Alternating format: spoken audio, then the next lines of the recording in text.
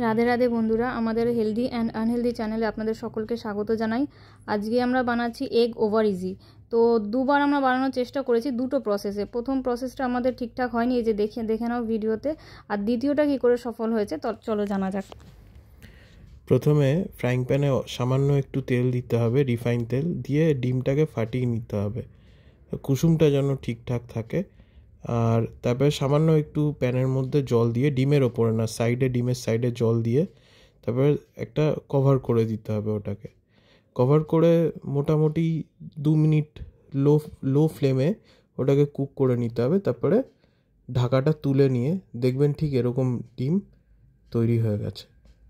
আর ওটার ওপরে ছড়িয়ে দিতে পারেন একটু বিট লবণ আর গোলমরিচ। তারপরে রেডি টু সার্ভ।